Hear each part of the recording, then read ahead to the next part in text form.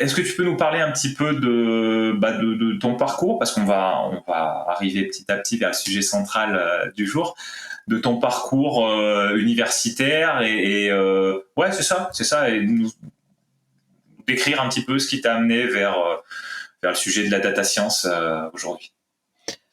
Euh, c'est un parcours plein de choix par défaut, en fait. D'accord. Bizarrement. J'ai fait la physique parce que j'adorais la physique. Ouais. Ouais, j'ai étudié la physique, du coup.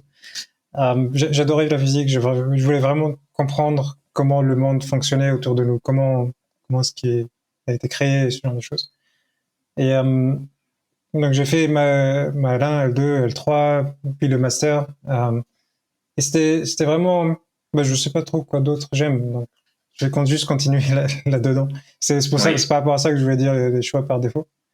Ouais. Et je suis arrivé en master 1 et je crois qu'on a fait quelque chose qui s'appelait la physique des particules, je crois, ou quelque chose comme ça.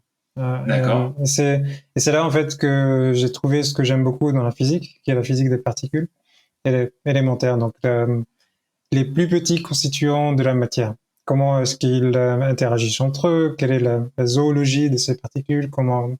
Quel est leur rôle dans la création de cet univers? Et c'est comme ça en fait que bah, de toute façon, à la sortie du Master 1, tu n'es pas embauchable, donc tu fais un Master 2, mais tu fais un Master 2 recherche, donc il faut que tu fasses de la recherche après.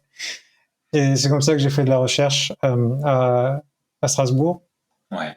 Et j'avais choisi par exprès de faire une sorte de thèse théorique en me disant que je vais pas devoir coder.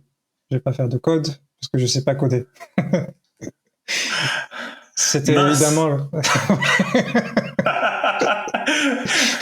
La boulette. la boulette, ouais, parce que j'ai fait que ça pratiquement. Ben oui. Et Ouais. en fait, c'est là que tu te rends compte que la programmation est vraiment un bon outil pour t'aider à faire des choses.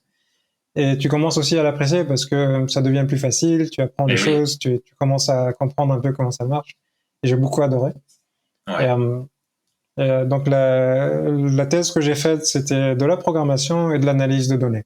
L'analyse de données Ok. qui venait, soit qui venait pas forcément du LHC, le Large Hadron Collider, donc là où le grand cercle où on fait des particules, on les fait se collisionner.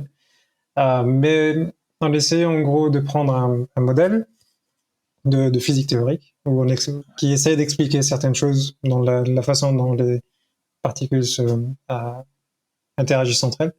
Ok. Et on essaie de l'appliquer au processus qui se passe à l'HC.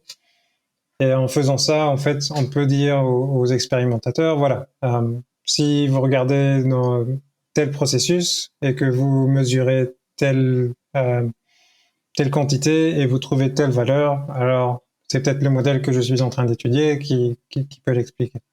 Ok. Schématiquement, c'est un peu ça. Donc Ouais. mon boulot, c'était ça, de prendre le modèle, d'essayer de voir quelles sont ses applications au LHC, et ensuite, on espère que les gens qui font de l'expérimentation vont prendre ce modèle et essayer de le vérifier, de comparer à ce qu'ils voient. Hmm. Donc c'est beaucoup d'analyse de données et beaucoup de simulations qu'il fallait faire.